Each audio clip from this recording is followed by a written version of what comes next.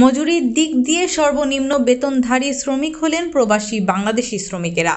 ভুক্তভোগীরা বলছেন, যেখানে 8 ঘন্টা কাজ করে নেপাল, চীন, থাইল্যান্ড, কম্বোডিয়া, ইন্দোনেশিয়া কিংবা ভিয়েতনামের লোকজন মাসে বেতন পান সর্বনিম্ন 3000 মালয়েশীয় রিঙ্গিত, সেখানে বাংলাদেশিরা 12 ঘন্টা কাজ করে পাচ্ছেন সর্বোচ্চ 1.5 থেকে 2000 রিঙ্গিত।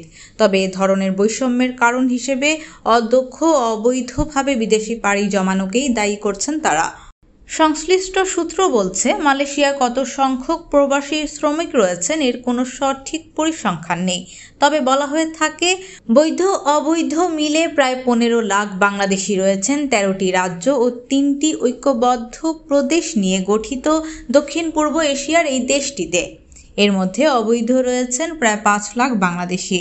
রাজধানী কুয়ালালামপুর ছাড়াও মালয়েশিয়ার পর্যটন সমৃদ্ধ এলাকাগুলোর বিভিন্ন হোটেল, মোটেল কিংবা রেস্তোরাঁয় প্রচুর বাংলাদেশি শ্রমিক কাজ করেন। তবে বাংলাদেশের বেশিরভাগ শ্রমিক নিয়োজিত নির্মাণ খাতে। বাংলাদেশি শ্রমিকেরা কেমন, এমন প্রশ্নের উত্তরে নাম প্রকাশে অনিচ্ছুক এক মালয়েশিয়ান নাগরিক বলেন, বাংলাদেশিরা অত্যন্ত পরিশ্রমী, তারা বেশিরভাগই ভালো। তবে শতকরা 2% আছেন যারা খারাপ কাজে জড়িত। তবে তাদের বেতন কম কেন জানতে চাইলে এই মালয়েশিয়ান বলেন, বাংলাদেশিরা ইংরেজি জানেন না, তাই ভালো পজিশনে চাকরিও পান না, ফলে নিম্ন বেতনেই তাদের বেশি সময় কাজ করতে হয়।